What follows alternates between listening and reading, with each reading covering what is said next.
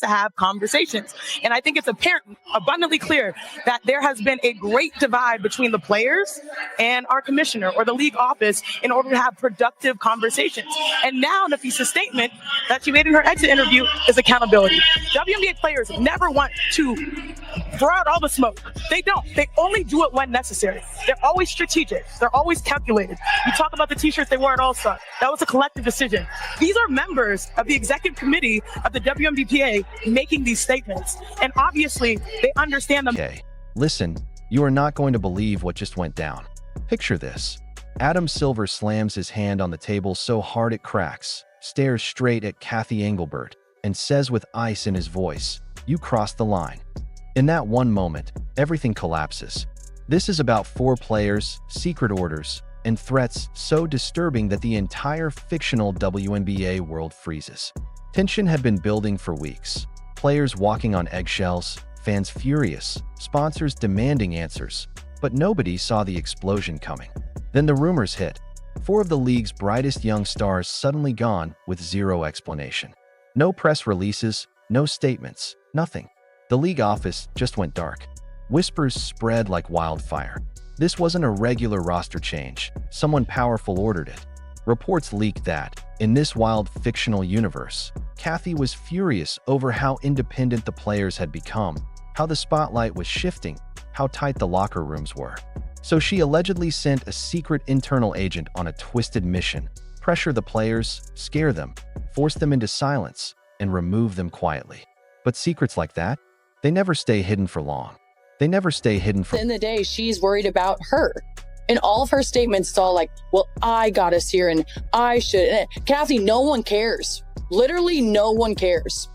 Like how you're sitting right there, that's how we feel every time she speaks. Every time she speaks, us as players, that's how we feel. And that's the moment everything exploded. One of the players takes a huge risk and leaks a voice note that exposes everything. Then another player steps forward and drops an entire email chain that's even more shocking. And then a third player goes live on social media, tears streaming down her face, and says the 7 words that flip the whole situation on its head. We weren't cut. We were targeted. With that one sentence, the whole game changes forever. Adam Silver enters this fictional story not like a commissioner, but like a force of nature. He cancels every meeting on his schedule and walks straight into WNBA headquarters without warning. People who saw him that day swear his face didn't even look real, just pure, stunned disbelief. He reads the leaked emails. He listens to the voice notes. He watches the emotional live streams. And then he says the 7 words that break the entire internet. If this is true, Cathy sabotaged the league. What happens next feels like a movie. Adam Silver bursts into the main conference room. Cathy is already there, trying to look composed, but the tension is so thick it feels like the walls might crack. Adam drops a massive folder onto the table. The impact echoes across the room. For players, he says, his voice dangerously quiet. Internal pressure, targeting our rising stars. What were you thinking? And then Cathy, in this fictional universe, delivers the most chilling line of all. I did what I had to. They were becoming bigger than the league. Yesterday on First Take, you called for Cathy Engelbert's resignation from her role as WNBA commissioner. When you hear Caitlin Clark there, how does that strike you? Doesn't strike me at all. Same reaction. Cathy Engelbert should resign as the commissioner of the WNBA. And the reason I said that, fellas, is because when a play, and I say that not in any kind of derogatory way, she was talking about Cathy Engelbert directly. She revealed private conversations, you understand, with quotes from this lady, the commissioner, about what she said that came across as dismissive, as derogatory, and unappreciative of the athletes that represent her league. And then the person I call the golden goose of the WNBA, Caitlin Clark, you understand, who is box office for the WNBA. Just look at the numbers, look at the ratings, look at everything.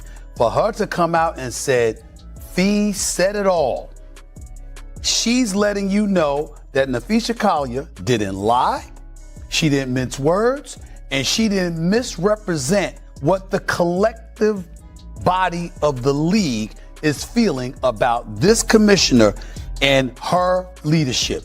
You cannot, and then the biggest point, guys, that I made yesterday, and this is the number one reason I called for Cathy Engelbert to resign.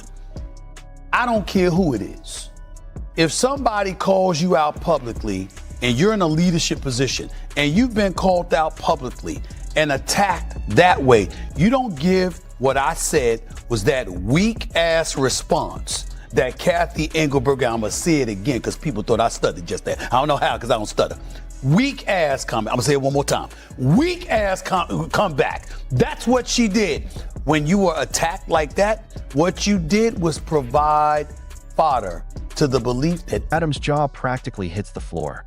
You can see the rage and disappointment fighting across his face as he stares at her and says, "The players are the league."